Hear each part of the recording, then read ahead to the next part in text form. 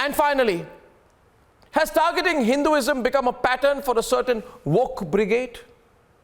An NYT journalist's anti-Navratri tweet has triggered and should trigger a massive social media storm exposing the prejudice of this woke so-called media against Hinduism. Here's the story and then we debate.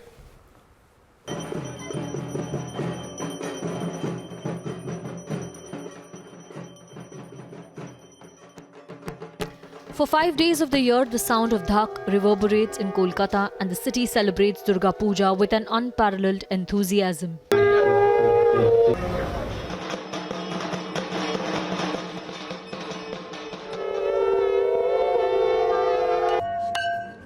"684 kilometers away, on the banks of the holy river Ganga, is the oldest living city in the world, the city of Varanasi, which attracts pilgrims from across India as well as abroad. So it would be normal for an airline pilot who is connecting the two cities to introduce the two with its spiritual reference. But it seems a New York Times journalist wasn't impressed. Emily Schmall tweeted, and I quote, "An undercurrent of religion is everywhere here. Indigo airline captain gives lecture on the Hindu festival of Navratri. Describes flight path from Varanasi to Kolkata as the city of Shiv to the city of Shakti. India for me is not just a noun, it's an adjective, a quality." Now, as soon as this Hinduphobic tweet was put out, there were a slew of reactions on Twitter. Some of them doubled down on the Hinduphobia. Here's a person who says, "I can't even." She chimes in with what the New York Times journalist has said. "I can't even. I would be scared to be on this flight," this person says. And then, meanwhile, there were other people who took her on and answered her back in her own coin. So here you have Amish Tripathi, who says, "Casual racism and Orientalism from a New York Times journalist. Is it a requirement for a New York Times job?" Underneath her passive-aggressive words, her tweet's real meaning is, these dirty brown people and their attachment to their strange culture, why can't they just be godless? So that is how he paraphrased her tweet. This is not the first time that NYT has been in the eye of the storm. In July, this media organization was hunting for an anti-Modi journalist to run their India operations. What has happened in the case of the New York Times putting out a job advertisement, asking for a correspondent in South Asia whose prerequisites, it seems, is to be anti-Narendra Modi.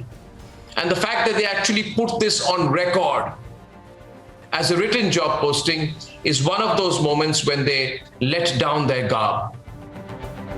4 months later, one of their journalists has objected to a Navratri announcement on an Indian flight. It's not just New York Times, but several other media outlets that show Hinduism in a negative light.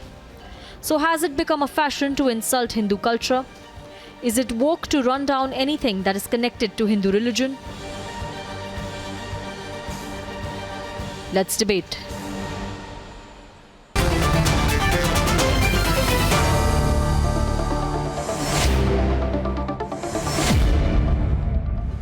M.R. Venkatesh stays on. Monica Verma is a political and strategic analyst from Delhi. First time on my program tonight also is Saurav Dutt. He's a political analyst in London. And Rahul Ishwar from Thiruvananthapuram, Syed Asad Abbas from Bangalore, Mohammad Tosif Rahman stays on from Kolkata. I think, what do I say? When Joe Biden was sworn in, he put his hand on the Bible. By that logic, Saurav, I should say there is a huge undercurrent of religion everywhere in America. The national motto of the United States is, "In God we trust." Right? And next time I go to Washington or London, and I see the airport decked during Christmas, I'm going to put out a message as well. Should we?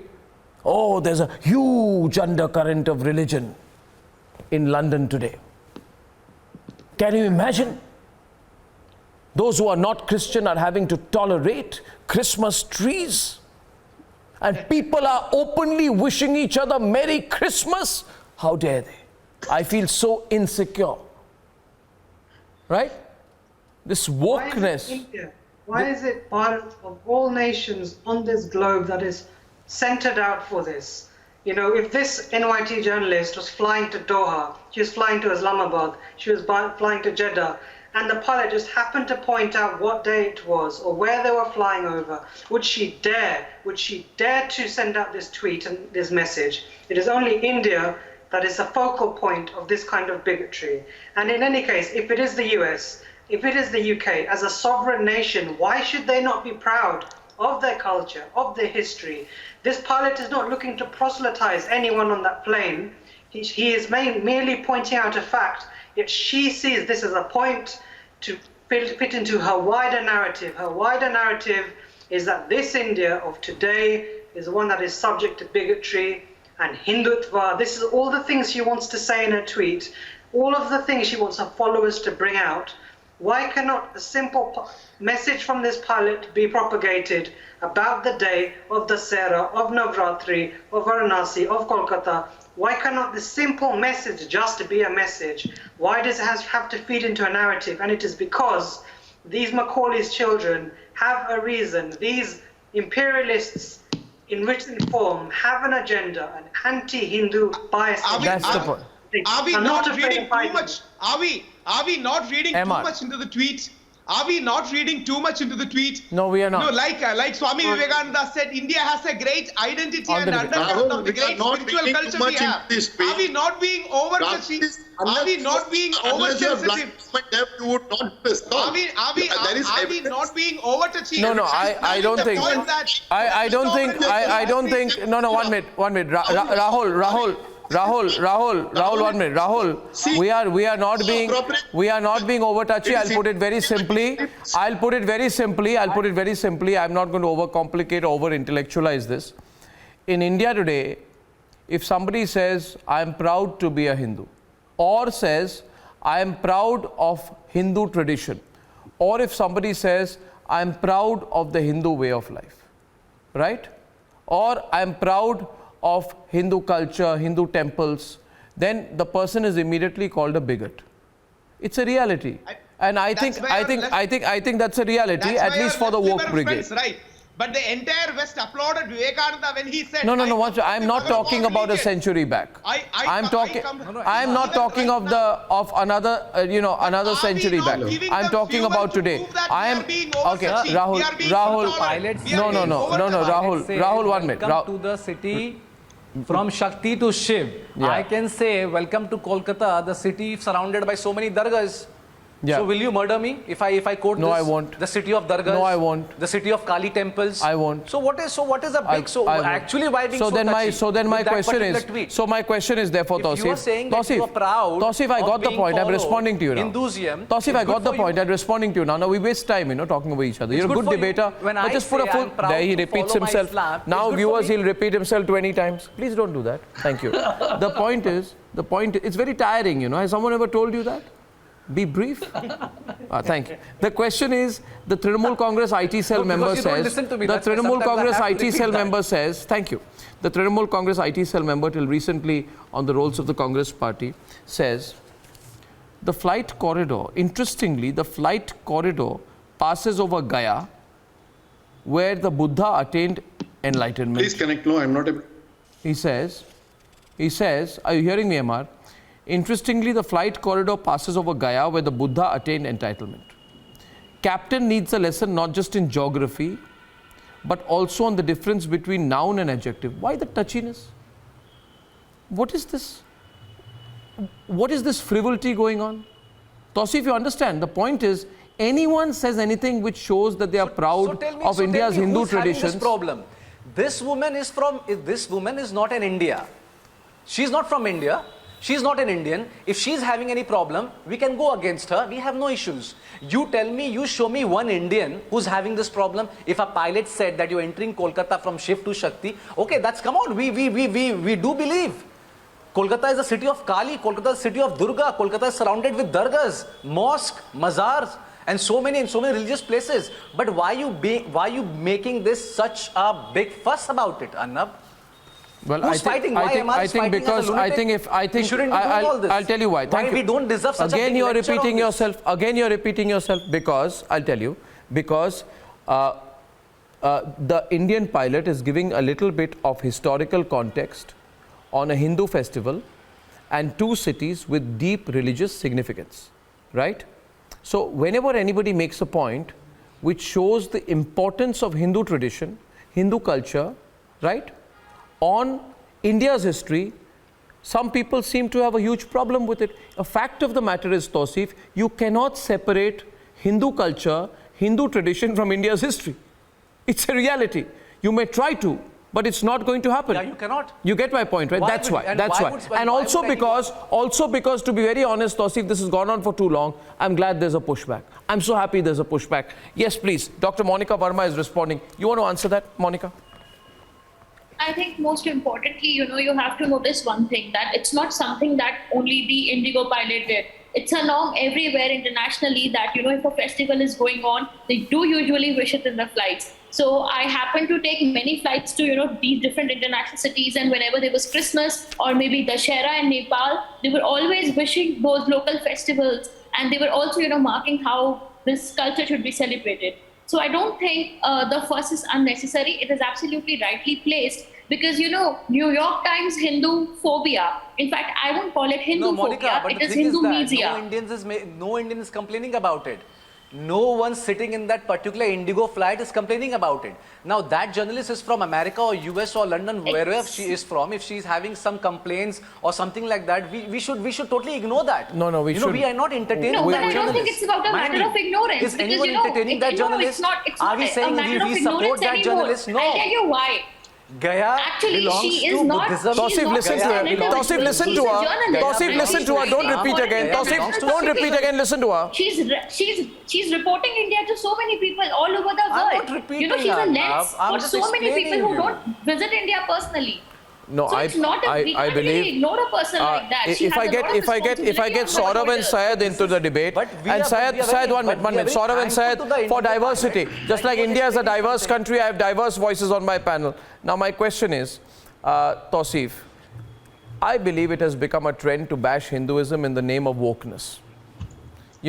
It has become woke to equate you are lying, Hindutva with the Taliban, No, for you example. are lying. You are lying, Arnab. No one does that. No one bashed Hindus and their Thank you. ideology and the beliefs. Thank you are you. lying on this, please. Thank you. I Thank you. I really respect you, Arnab. Thank Don't you. bring Hindus You here don't have to every respect time. me, but you can put You the are lying finger on down for a You're while. lying on your own show. That's all. Arnab, if I can No, you come don't have to now. respect me, but stop Allow me pointing to the come. finger at me. No, this is not fair. Come on, I've never tried to be fair. I've tried to be honest. On such issues, I'm where saying you are tonight deliberately that it pushing has yourself become that woke in Hindus my are getting considered degraded. view, Everyone and is degrading Hindus. Why? as per Article 19 of the Constitution, I have a right to have my view. Now I asked Syed Abbas, Syed, I think Is it has this the become only woke for job some left people. that we It will has say become that we woke will for degrade some our Hindu people. ideologies? I am cringing at the thought that Tausif is going to repeat himself again. It has become woke to equate Hinduism with the Taliban for some people. It has become woke to talk about dismantling global Hindutva. It has become woke to bash the Hindu religion with fake Ghaziabad videos. It has become woke to spread fake news, right? About how Hindu supremacists have entered the Capitol building when they haven't, and it's a lie. So it's become woke. It's a trend to bash Hinduism all the time. Well, Arnab, I disagree with you on this front, and I tell you why. Firstly, Emily Schmall is quite a small journalist to, even give It's up. not a question of small or big. A channel like No, it's not a question of small or big. It's a reflection of mindset. I think it's a conversation in I'll tell you social what, media Arnab. today. I It's a think reflection of Emily- mindset, not a question of Emily small, Schmall- big, medium. Emily That doesn't Schmall matter. needs to, read Allama Iqbal, who said, "Sare jahan se acha Hindustan hamara." Hum bulbule hain You have se repeat. gul You sita always hamara. quote the same Suniye, line, but you Suniye, don't Arnab, bring some originality the into fact your of the- debate. Fact of the matter that यहाँ पे राम भी है, रहीम भी है. We are diverse. There is plurality in India, Sort of which that. she does not understand. To her, it could be an tell you. undercurrent of sorts, I but can tell religion you is this. everywhere. There is absolutely no wrong of having undercurrent religion. What is wrong None. with that? And if there is a shift to the Shakti from a Varanasi to a Kolkata to everywhere else, there is absolutely no problem with it. No, the no. problem is when you give her prime time on your show, which she does not deserve. I just want to tell you this. See, Tausif, I'll come to the point. Hindu symbols like swastika and Om were printed with expletives on them during certain protests. Okay, So don't tell me that Hinduism has not been attacked. Second is, these people who do this and speak in such a way, one minute, please, a minute, please, a minute, please. I would like to complete my point. I would like to complete my point. As far as the New York Times is considered, it is a rag. It is not crusading liberal values. It is running a propaganda. It is anti-India. It has persistently tried to portray India as a country overrun by intolerant and dangerous Hindus. This is a reality. Saurav, is it not a reality? I'm just pointing out to the prejudice of...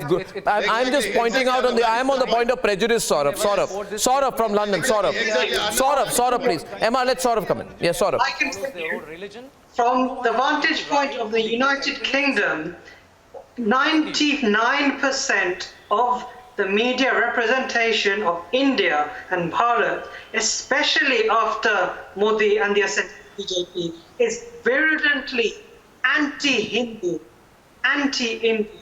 Now, this is how India is represented to the world. So, the point was made earlier. Sir, do you want to make me...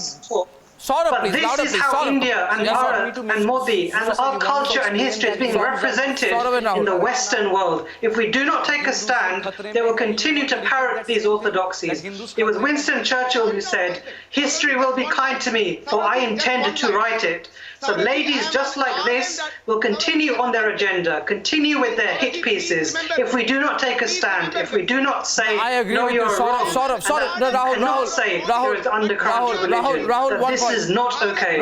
This is what The Guardian, The Independent, Sky News, all of these outlets, they thrive and they live on us to be silent.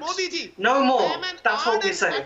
Of Modi ji and the line he takes. But India is not equal to Modi ji. India or Hinduism is not equal to Modi ji. We are doing the same mistake earlier Congress did when they equated India with Indira. Please don't confuse Modi ji with Hinduism. Please don't confuse Modi ji with Bharat. Nobody said that, MR. Who said that? MR is on the debate. Who said that? I think the view that the point that Saurav was simply trying to make, and I want to point out here that Saurav, you're in London today.